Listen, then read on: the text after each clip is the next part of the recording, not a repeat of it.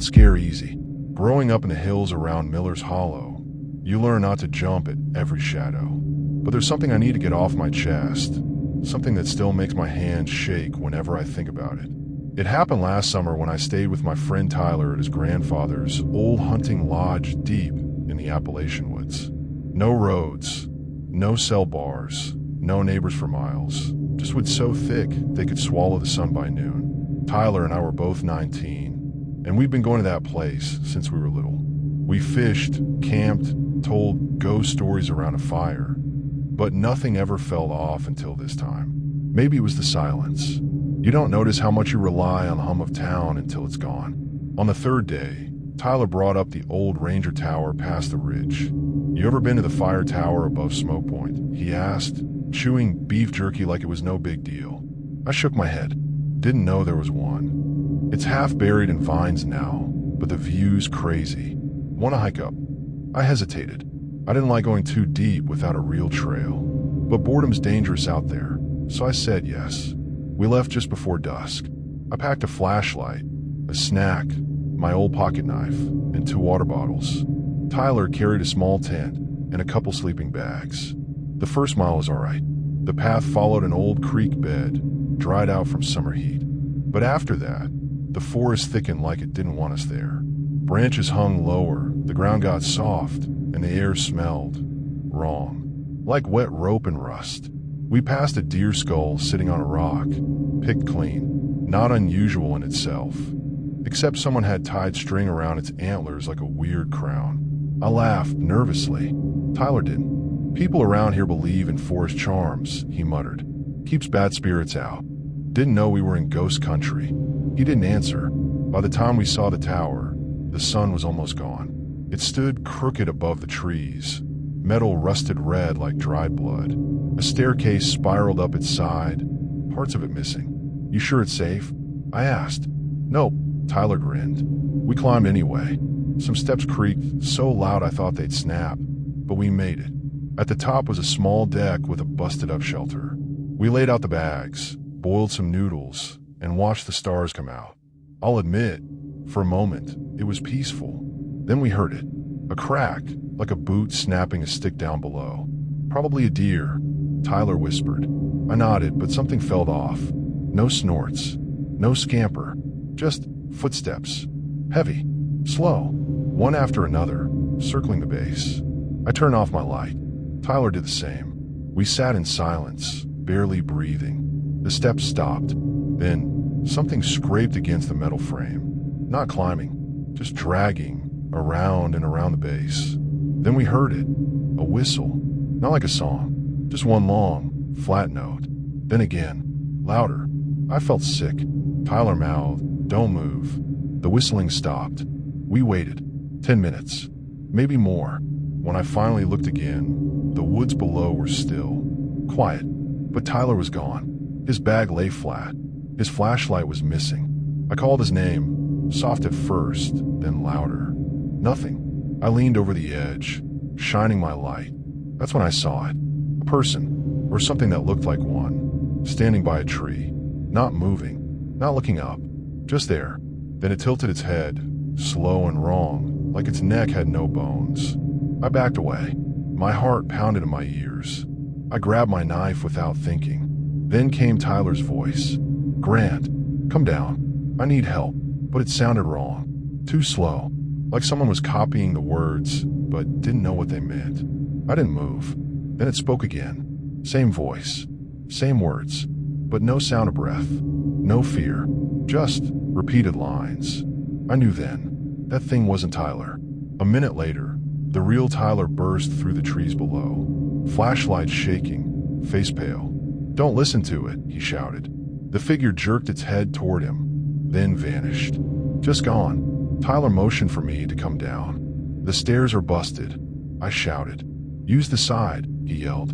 I tossed my bag down, grabbed a support beam, and started climbing down like a monkey. Hands scraped hard in my throat. I slipped once, caught myself, and finally dropped the last few feet into the dirt. We ran. No words, just pure fear.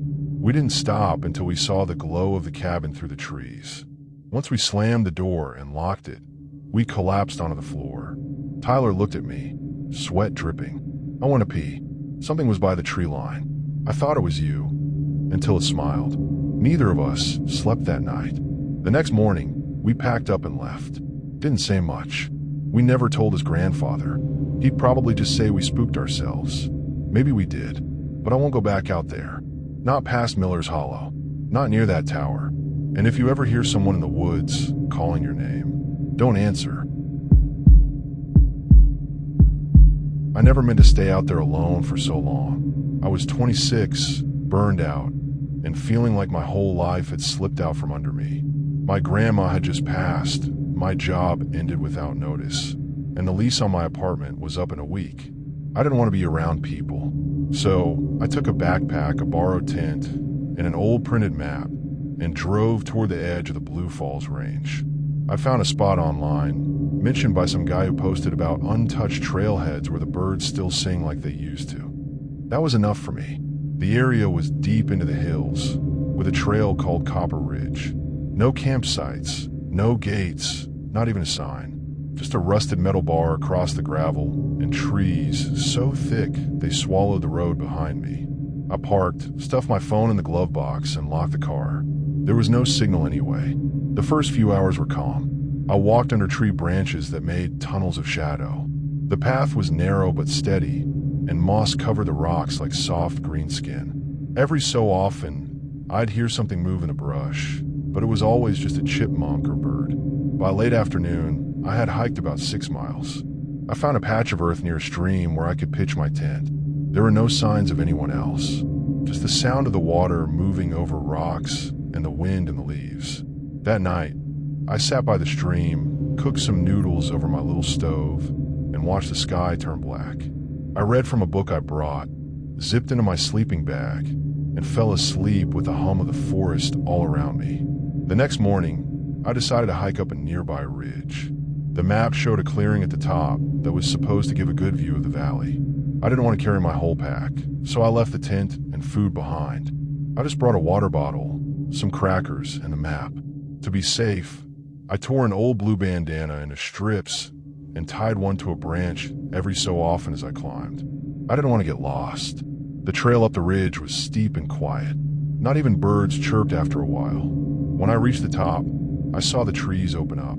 I sat on a rock, breathing hard, and looked down at a sea of green hills and the thin silver line of the creek I had camped beside. I stayed for a while, maybe 30 minutes, before heading back down. It was still early. That's when something changed. When I got back to my tent, I saw a piece of blue cloth hanging from a branch across the stream. It wasn't one of mine. The fabric was darker, the knot was neater, and it was tied lower than I'd done. I froze. I had never crossed that part of the stream. I hadn't even walked in that direction. Trying to calm myself, I checked the strips I'd left along the ridge path. All of mine were still there. None looked like this new one. I didn't feel safe anymore. That night, I didn't cook. I didn't read. I just crawled in my sleeping bag, zipped up the tent, and kept my flashlight in one hand and my knife in the other. Every sound felt louder. A twig snapping made me jump. Leaves brushing the tent made my heart pound. But no one came. No one touched the tent. I told myself maybe someone had passed by and left it without meaning harm. Still, by morning, I decided to move. The map showed an old rest shelter farther down the trail.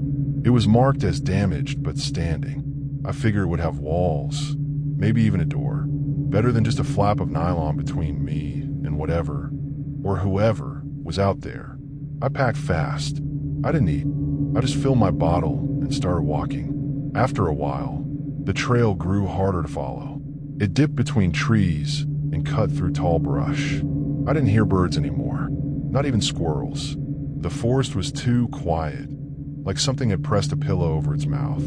Then I heard it. Light footsteps ahead, not heavy like a deer, too smooth for an animal.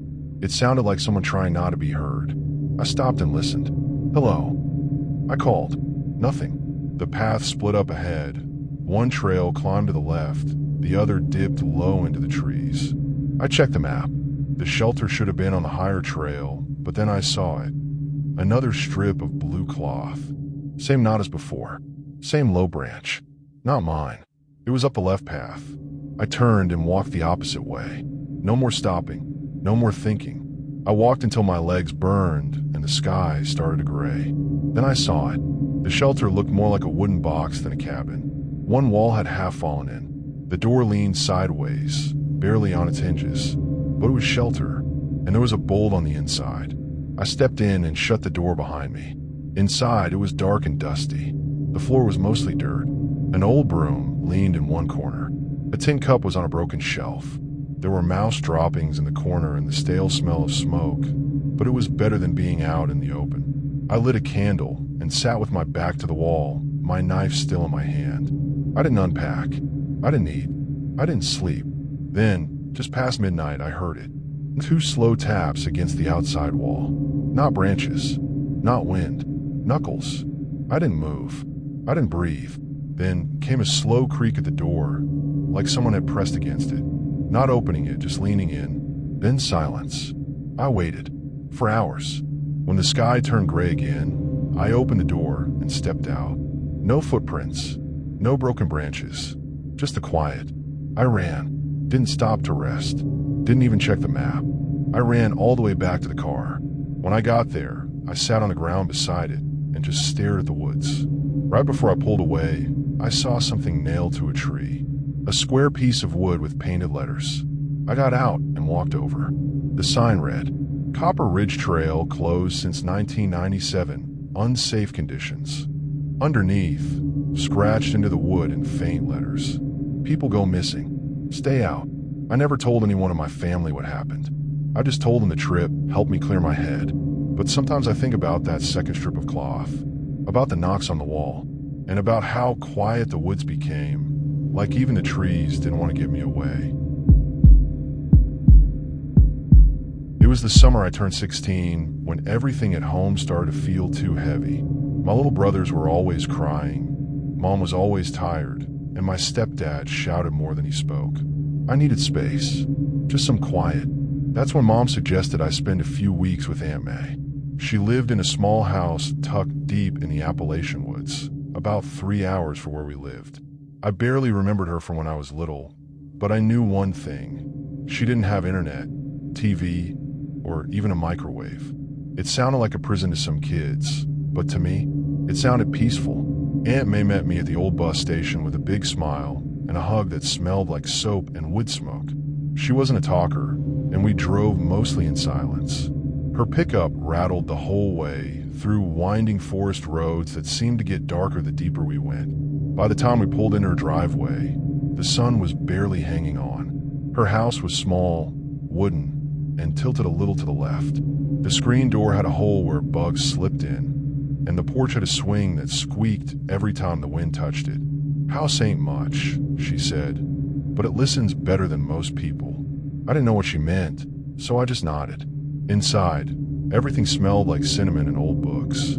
There were no clocks, no pictures on the wall, just shelves of jars, some filled with dried herbs, others with rocks, even one with something that looked like teeth. The first night was quiet, but strange. I heard tapping sounds outside my window just after midnight. Not sharp, but slow like knuckles on glass. I peeked, but there was nothing there.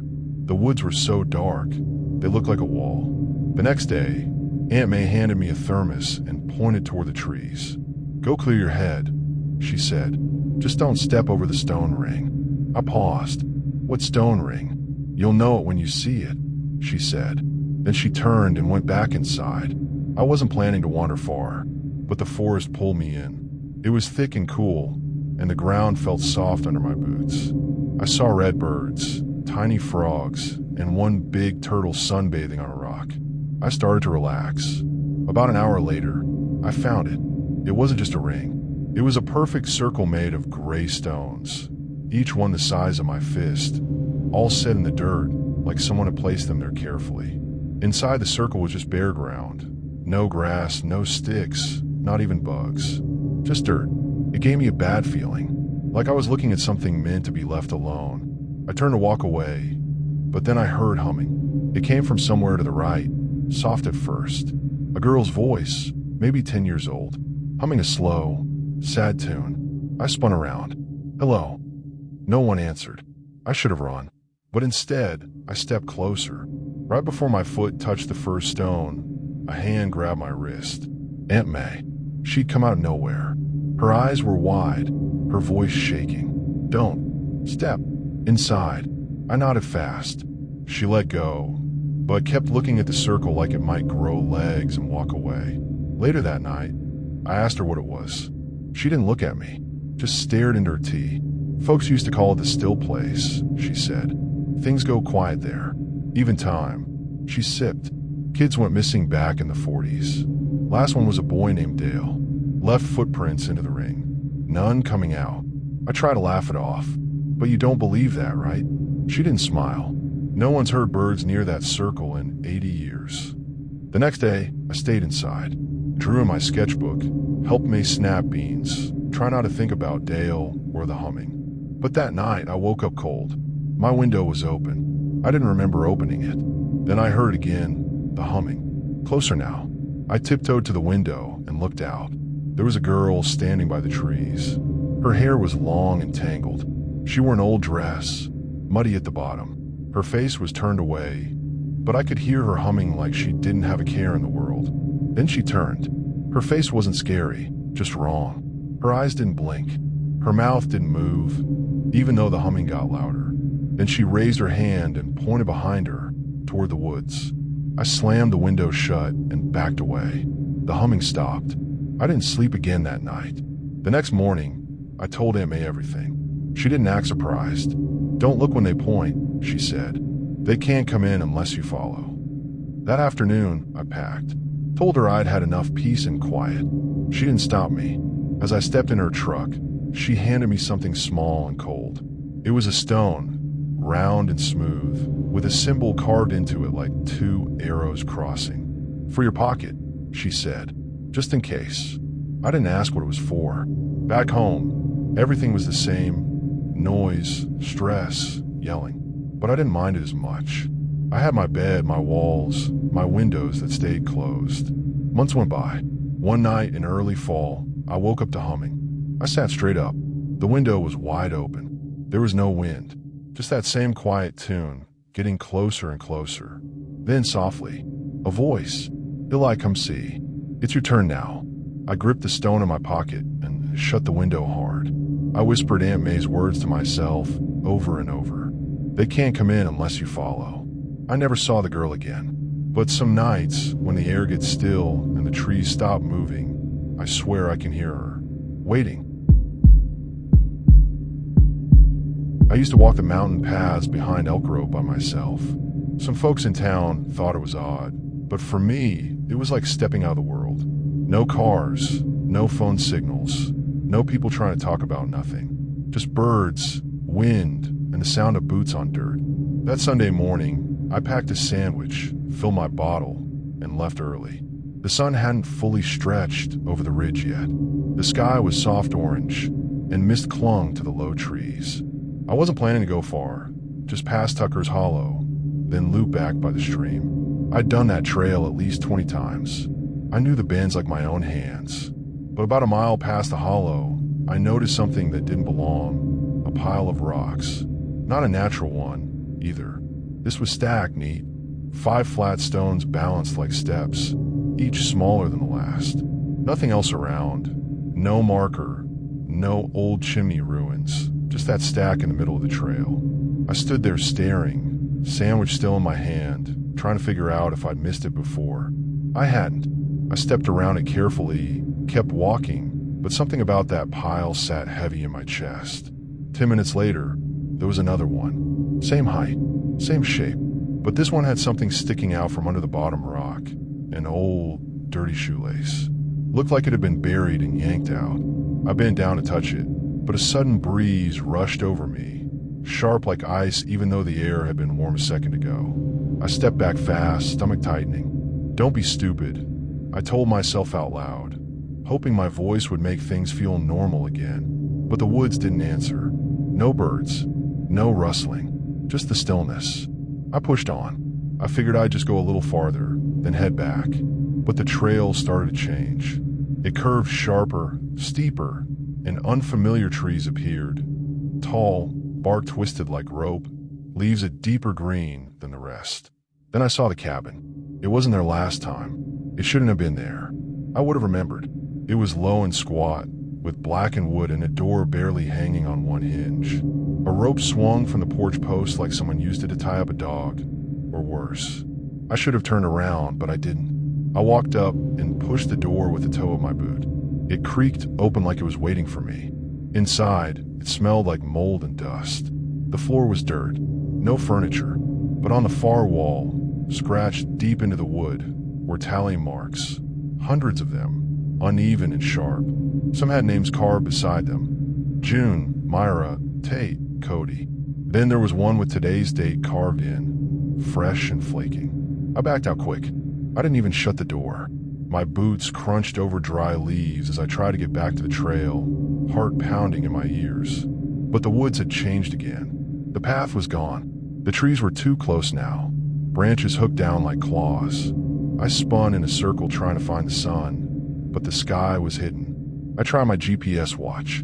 Dead. My phone too. I pressed the power button over and over until I finally stuffed it back in my pocket, fingers shaking.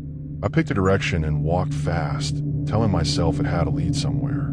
That's when I saw the third pile of stones. Only this time, it wasn't a pile. It was a ring. 12 stones in a perfect circle with a broken pair of reading glasses in the center. They looked familiar. They looked like the ones Mr. Darrow wore, the man who owned the bait shop near the gas station. He'd gone missing a few weeks back. His truck was found near this side of the mountain. I turned around and ran. I ran until my knees hurt, until my breaths were loud and ragged.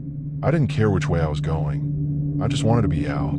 That's when I saw her, a little girl, standing by a crooked pine. Her dress was muddy and torn. Her hair hung in long tangles. She didn't say anything, just tilted her head like a confused dog. "Are you lost?" I asked, voice hoarse. She smiled, but her eyes didn't smile with her. Then she turned and walked into the woods. I followed. I know I shouldn't have, but I thought maybe she could lead me out, or maybe she needed help. She moved slow, almost too slow, but the way the trees bent seemed to open up for her. We walked until we reached a shallow creek, and then she pointed to something in the water, a picture. I better grab it. A photo, faded edges but clear enough to see. It was me, sitting under a tree, eating my sandwich. From behind, I hadn't heard a click, hadn't seen a lens. I looked up, but the girl was gone. That was it for me. I didn't care what direction anymore. I just ran. I scratched my arms on thorns, tripped over roots, but I didn't stop. The trees thinned. Then I saw light. When I stumbled onto the gravel road, I cried out loud. My car was there, just how I left it, except one of the doors was open. On the driver's seat was another photo. This one was from that morning, me walking toward the trail, backpack on. The same little girl was in the corner, watching, but I hadn't seen her then. I threw my pack into the back seat and peeled out of there, tires sliding on the gravel. I didn't stop until I hit town. I told the sheriff. He looked at me the way you look at someone who's had one drink too many. He sent a deputy to check the trailhead. They found the piles of stones, but no cabin, no glasses, no girl, and no photos. I tried to go back a week later, thinking maybe I imagined it, or maybe there were answers. But the trail had changed. The entrance was covered in brush. No path, no hollow, like the woods swallowed it back up. I don't hike alone anymore. I stick to short paths, wide ones, with signs and other people. And sometimes, when I close my eyes at night, I see those stones. Sometimes, I dream of that cabin and hear scratching behind the walls. But worst of all, I've started finding new photos in my mailbox. They're getting closer. People say nothing ever happens in the mountains if you mind your business. But I'm here to tell you, that's not always true. My name is Brian. Last October, I agreed to look after my friend Caleb's place while he took a road trip down to Savannah with his girlfriend. He lived in a wooden cabin near a place called Rowan Hill, deep in the Appalachian stretch of Virginia. Not the kind of area you stumble on. You either know someone there or you get lost trying to find it. At the time, I was jobless, nearly broke, and living back with my sister after a rough breakup. So when Caleb asked if I could stay at his place for 2 weeks to feed his cat and keep an eye on things, I said yes without thinking. It felt like a chance to breathe somewhere quiet. I've been there once before, years back, but I forgot how far off the main road it really was. You have to take a cracked, narrow path that dips behind an old Baptist church and disappears into the woods. No signs, no neighbors, no signal once you pass the second ridge. When I finally pulled up to the cabin, it looked smaller than I remembered. One floor, faded red siding, and a roof that curved like it had seen one too many winters. Caleb met me at the porch, tossed me the keys, and gave me a run-through. "Feed Moxie twice a day," he said, pointing toward the scrawny gray cat sunbathing on the porch rail. "And if the lights flicker, it's the old wiring. Don't freak out." Then he added, "Oh, and don't open the door under the floorboards. The one under the rug in the pantry. It's sealed for a reason." That made me laugh. I thought he was messing with me, but he didn't smile. "I'm serious," he said. "Leave it be." I promised I wouldn't touch it, and soon after, he and his girlfriend drove off in their dusty blue Jeep. I watched them disappear around the bend. Just me, Moxie, and the wind after that. The first few days were peaceful. I slept in, made simple meals, read from a book I brought. Moxie mostly ignored me unless it was feeding time. The house creaked often, but I figured that was just age. Every night, I sat on the porch with hot tea and listened to the wind slip through the trees. But it didn't stay peaceful. On the fourth night, just after I climbed into bed, I heard a dull thud, like something hitting wood. I froze, listening. Moxie was on the windowsill, ears perked. Then another sound, not loud but close. A dragging noise, like a chair scraping across the floor.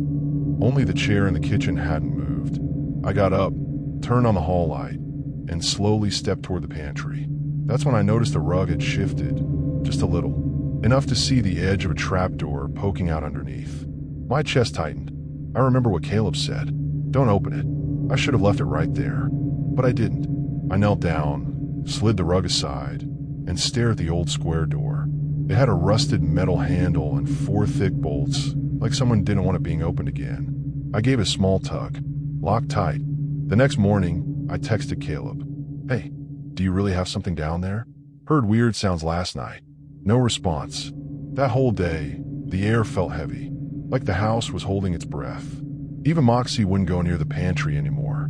She'd walk in, freeze at the door, and then back out, tail twitching. That night, the power went out. Not all at once, just room by room, like someone was flipping switches. I grabbed a flashlight and checked the fuse box outside.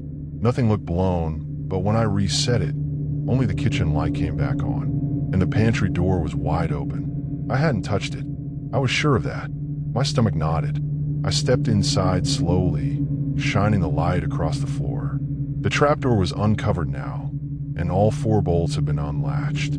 That was enough for me. I backed out of the room, shut the pantry door, and slid a chair in front of it. I didn't sleep that night. Just sat on the couch with Moxie curled up next to me, both of us listening to nothing and everything. In the morning, I packed my bag. I was ready to leave early, but Caleb still hadn't replied. I left a message saying I was heading out and that something was seriously off. But I couldn't shake the feeling that I needed to check what was under that door. Not out of curiosity anymore, but out of fear, like I needed to know what I was running from. I moved the chair and opened the pantry. The trapdoor was still loose. I took a crowbar from under the sink and pried it the rest of the way up. Cold, damp air rushed up from the dark hole below. I shone my light down. Wooden steps led to a narrow dirt floor. The crawl space was low, maybe 3 feet tall, and stretched beneath the entire cabin. Cobwebs, old crates, a broken mirror leaning against the far wall, and scratches. Hundreds of tiny scratches covering the floor and walls, like someone, or something, had been scraping its nails over and over in every direction. They weren't animal marks. They were deliberate. There was something else too. A bundle of cloth stuffed into the far corner. I reached for it and froze. It wasn't cloth. It was a shirt. A child's shirt. Blue, with faded stars. Covered in dirt and dried mud. I backed away, heart racing, nearly hitting my head on the low ceiling. I climbed out, slammed the trapdoor shut, and covered it with the rug and chair again. I drove to the sheriff's station in Clark County and told them everything. I didn't leave anything out. Not the scratching, not the handprints on the pantry door I saw that morning. Not even the shirt. The officer wrote it all down. Then he said, "We'll send someone to check it out," and offer me a bottle of water. 2 days later, Caleb finally called back. His voice was flat, almost annoyed. "I told you not to open it," he said. "What is that place?" I asked, "Why is there a kid sure down there?" He was silent for a long time. Then he said, "There was a family that used to live here. Before me. Something bad happened. People still don't talk about it. That was the last time I heard from him. I never went back to that house. Never even drove near Rowan Hill again. But sometimes, late at night, I still hear the dragging sound. Even when I'm safe in my new apartment. It's not on the walls. It's under them." My name is Cody. I was 25 when I took a hike that still wakes me up at night. It started simple. I needed air. Not the kind from an apartment window or a city park. The real kind. The kind that smells like pine and mud and isn't mixed with car exhaust and coffee breath. So, I packed light and headed into the Fernlock Hills, just along the North Carolina edge. It wasn't some brave life change or a deep soul-searching mission. I just quit working at a hardware store, and I didn't feel like telling anyone why. No phone, no signal, no schedule. Just me, a compass, a map that looked older than me, and a backpack with food, a knife, and my grandpa's tiny flashlight. The first day was peaceful. The air was warm and smelled like wet leaves. I pitched my little tent beside a dry creek bed. As I was falling asleep, I heard the soft hoot of an owl and branches cracking far off. Normal forest stuff. Nothing spooky. The next morning, I followed a narrow path marked with faded red paint. About 5 miles in, I saw a tiny gap between two rocks. It looked like a deer path, the kind most hikers would ignore. But I didn't. I ducked under a branch and kept walking. The air felt colder there. Not icy, just different. Still, I wasn't scared. Not yet. About an hour down that path, I found something. A small stone wall, half buried by leaves. Maybe part of an old farm or building. I moved closer and found a rusty horseshoe nailed to a tree. It looked like it had been there for 50 years. I took a picture of it with my pocket camera, but when I looked at the screen, there was something else in the frame. A shadow, like a person standing just off to the side of the tree. I blinked, looked up, and nothing was there. Just the same tree, same horseshoe. I told myself the camera had glitched. Later that day, I set up camp near a bend in the trail where moss covered everything. It was quiet, too quiet. No frogs, no bugs, just silence, like the whole forest had hit pause. That night, I woke up at the sound of a stick snapping. Then another, not fast, not loud, just steady. I grabbed my flashlight, flicked it on, and saw nothing. But then I heard breathing, not mine, slow, deep, and close. "Who's there?" I asked, voice shaking. No answer, but I swear something shifted just outside the edge of my light. I didn't sleep again. The next morning, I packed up fast and kept walking. I wanted to loop back to the main trail, but my map didn't match where I was anymore. Trees looked too close together, landmarks were gone. I started to worry I was circling. Then I noticed something on a tree trunk. Carved letters, deep ones, just 3, SIT. I thought maybe someone marked a rest spot, but then 20 minutes later, I saw it again. Same carving, different tree, farther from where I came. And again, by the third time, I stopped moving. My heart felt tight. Something was wrong. I hadn't seen a single animal all day. No squirrels, no birds, not even bugs flying around my face. Just stillness. That's when I saw the old man. He was about 30 feet away, crouched low behind a pile of sticks, wearing a brown vest, no shirt under it. He was facing away from me, just squatting there, like he was waiting for something. "Hey," I shouted. "You okay?" He didn't turn around. I stepped forward, but as soon as I did, he stood up fast and disappeared behind the hill. I ran after him, but when I reached the spot, nothing. No footprints, no trail, not even the sticks he was hiding behind. Gone. By now, I was completely turned around. My compass still pointed north, but every direction looked the same. I walked for what felt like hours, not sure where I was heading. Then I smelled smoke. It was thin at first, like burning paper. I followed it and found a small cabin in a sunken clearing. It looked like someone had been living there recently. The roof was patched with metal sheets. Smoke came from a chimney in the back. I didn't knock. I just walked past slowly, hoping someone would come out and explain things. That's when I saw the pictures. Dozens of them, pinned to the wall outside. All Polaroids. Faded, weather-beaten. Every one showed the same place, the woods. Some had people in them, some didn't. But in all of them, I noticed the same shape in the corner. A figure, always there, watching. One photo had something written on it. The trail follows you back. I didn't wait to meet whoever lived there. I backed away, then ran. I don't even remember what direction I went. Just away. By sunset, I found a wide birch tree with a hunting platform nailed up high. I climbed it, thinking it'd be safer. I was wrong. That night, I kept hearing footsteps. Not animals. Too heavy. Just slow steps circling the base of the tree. Then I heard whistling. A tune I didn't know. Low and uneven, like someone whistling through broken teeth. It went on for minutes, then stopped.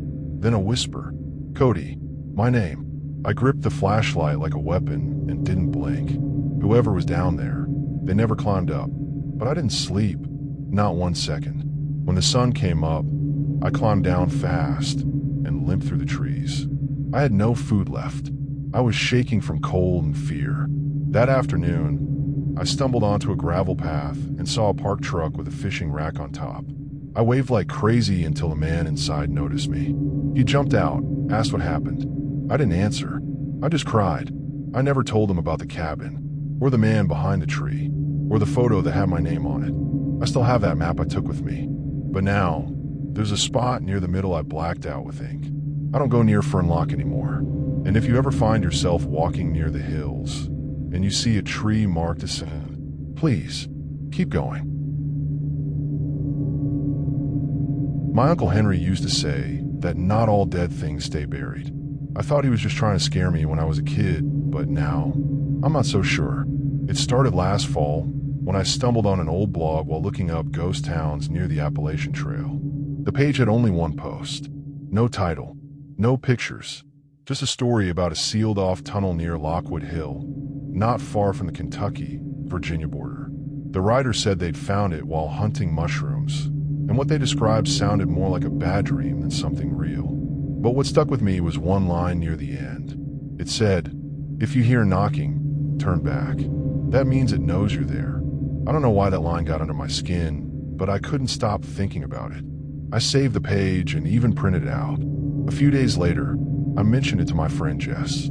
She's the kind of person who likes to dig into weird stuff, so of course she wanted to go find it. "You're not seriously thinking of going up there alone, are you?" she asked when I showed her the post. I wasn't, I lied, but I already knew I was going. A week later, I packed up my old hiking pack, headlamp, first aid kit, extra socks, peanut butter crackers, a rope, and a small toolkit. I didn't tell anyone where I was going, not even Jess. Just set out on a Friday morning and drove 3 hours into the hills, past towns where the gas stations had boards on the windows and the roads turned to gravel. Lockwood Hill wasn't on any maps, but I found it the same way the blog described, by following a broken deer trail past a rusted-out tractor and a line of bent power poles. I parked my car under a clump of pine trees and hiked the rest of the way. The air felt strange up there. Not cold, exactly, just still, like the whole forest was holding its breath. About 2 hours in, I found what I was looking for. A wall of dirt and old timbers half covered in moss. The boards were nailed in an X across the entrance, but they were rotting, soft. A weathered sign hung by one nail above it. Lockwood Shaft, closed 1972. The opening was smaller than I expected, more like a crawl space. I almost left. Almost. But something told me if I didn't check it out, I'd regret it forever. I broke through the boards carefully and slid inside. The tunnel smelled like wet stone and rust. I tied one end of my rope to a stump just outside and started unspooling it behind me. The shaft sloped gently downward, and the farther I went, the colder it got. I passed old mining rails and a few broken lanterns. Everything was coated in fine black dust.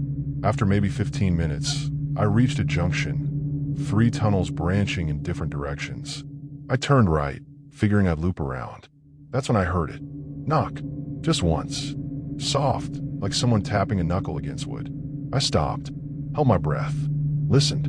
Nothing. I laughed nervously, telling myself it was just water dripping. Old places make weird sounds. I turned around to head back. That's when I noticed the rope. It was gone. I blinked. My light caught the dust in the air, but the rope I'd been holding seconds ago wasn't there anymore. I looked behind me. Nothing but dark. My chest got tight. I reached for my flashlight and clicked it up to full beam. Still no rope. No sign of where I'd come from. I hadn't turned that many times, had I? And then came a knocking again. Knock. Knock. 2 this time. Closer. I picked a direction and walked fast. Every few steps I stopped and listened, trying to hear anything besides my own boots scraping the stone. But the knocking kept coming, sometimes ahead of me, sometimes behind. That's when I saw the glove. It was lying in the dust, leather, old, and torn, like it had been there for years. I bent down and picked it up. Underneath was something worse. A tiny metal tag with a number punched into it. #406. Like the kind miners used to wear. I dropped it and backed away, but my boot landed on something soft. I turned and saw a jacket, mildewed, moldy, and inside it, a crumpled photo. 2 men in hard hats, smiling with their arms around each other. The back said, Ben and Charlie, 1971. I was not alone down here. I turned and ran, no longer caring about direction. I slipped once, hit my knee hard on the rocks, but I kept going. That's when I saw it. A light, flickering, not from my flashlight. A dim yellow glow, like an old oil lamp. It moved ahead of me down the tunnel, slowly. I stopped, heart hammering in my chest. Hello. I called out, my voice thin and shaky. The light didn't stop. It turned a corner and vanished. I should have turned back, but I followed it. Around the bend, the tunnel opened into a small chamber, and there I saw what the blog post hadn't mentioned. A row of helmets sat on the floor. Each had a number, each placed carefully, like part of a ritual. Around them were tools, pickaxes, hammers, even lunchboxes, all rusted. But what froze me in place was the wall. It had names carved into it, dozens of them, and a line under each name. Never made it out. And then I heard breathing. Not mine, not close, but not far either. Slow, wet, like lungs struggling in the dark. I turned, shining my light around. Nothing. But then came the knocking again, loud this time. Not 2 knocks, not 3, just 1, and then another. Knock, knock, knock. It was coming from behind the wall. I ran. I don't remember how long or which way. At some point, I stopped thinking and just moved. My flashlight dimmed, but I didn't stop. I scraped my shoulder against a jagged rock, slipped on gravel, and crawled under a fallen beam. My lungs burned. My legs ached. Finally, I saw it. Faint daylight. I pushed through and burst out of the shaft, tumbling into the leaves. The sun was lower now. I had been inside for maybe 3 hours. I stumbled back to my car without stopping, drove straight home, shaking the whole way. That night, I pulled out the printed blog post to reread it. But something was different. The line about the knocking. It was gone. I searched the whole page. Searched online. The blog was still up, but the post, deleted. No record of it anywhere. Even the printed copy had faded, like it was never there. I still dream about that tunnel sometimes. About the sound of someone knocking where no one should be. I haven't told Jess. I haven't told anyone. But sometimes I wonder, if I hadn't turned back, what would have happened after the 4th knock? Ask ChatGPT. My name is Callie. I never told anyone about this before, but maybe it's time. It happened last fall, right after I quit my job and decided to take a long trip by myself. I wanted to drive through the Appalachian mountains and sleep in the woods. Just me, my van, and a bunch of old trail maps I picked up from small town stores. I wasn't running from anything big, just tired of noise. I thought if I got far enough into the hills, maybe I'd feel quiet again. By late October, I found myself on the back roads of eastern Kentucky. The leaves had turned orange and gold, and every bend in the road felt like a postcard. One day, I stopped at a tiny diner, just a counter and a few stools, and asked the old woman behind the register if she knew any hiking spots that weren't crowded. She looked at me for a second too long, then said, "There's an old fire trail near Sandlick Hollow. Don't get too far in, though. Cell service dies, and people forget how to find their way out." I laughed politely, not sure if she was serious or just trying to scare off tourists. I drove for 2 more hours and finally found the trailhead she mentioned. There wasn't a sign, just a rustic gate pushed off to the side and a flat space where someone might have parked years ago. An old white van sat at the edge of the lot. It was dusty and had vines creeping up one side. I thought maybe it belonged to a hunter or someone fixing the trail. I parked behind it and grabbed my bag. The trail started out steep, with sharp turns and thick brush. I didn't see a single person, just squirrels and wind. I liked it. The deeper I went, the quieter it got. I walked until the sky turned purple, then found a patch of flat ground under a big hemlock tree. That would be camp for the night. I boiled noodles on my camp stove and ate them straight from the pot. The forest smelled like cold dirt and pine. I stayed up just long enough to see stars poke through the clouds. But at some point after midnight, I woke up, not to a sound, not even to a dream. I just sat up. My tent was still, no wind, no animals.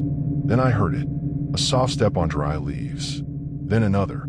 They were slow, careful, like someone trying not to be heard. I held my breath. The steps circled around my tent, slow and quiet. I didn't hear breathing, didn't see shadows, just those steps. Then they stopped.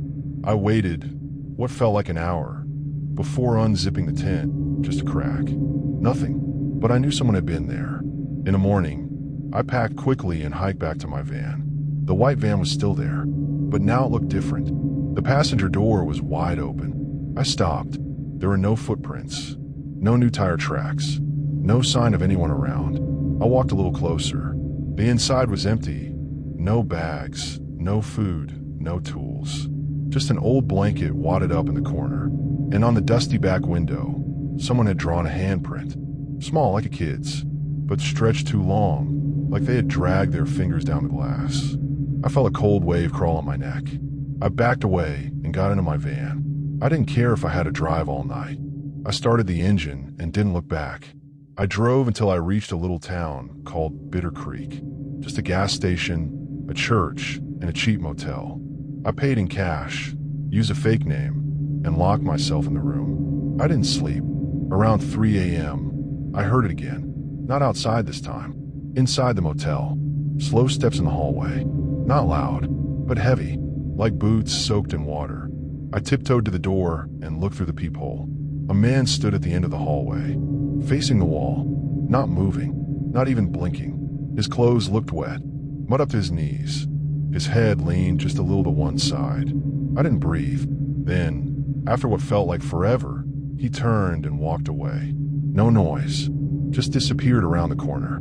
I sat on the floor with my back against the bed, a chair pushed against the doorknob, my keys in one hand and my pocket knife in the other. As soon as the sky turned light, I ran outside, tossed my stuff into the van, and left town. I didn't stop driving until I was 2 states away. Only when I saw traffic in coffee shops and fast food signs did I start to feel normal again. But here's the part that still makes my stomach twist. 2 days later, I pulled into another gas station in another small town. As I filled up the tank, I noticed a truck across from me. An old man in overalls stood beside it, looking at me.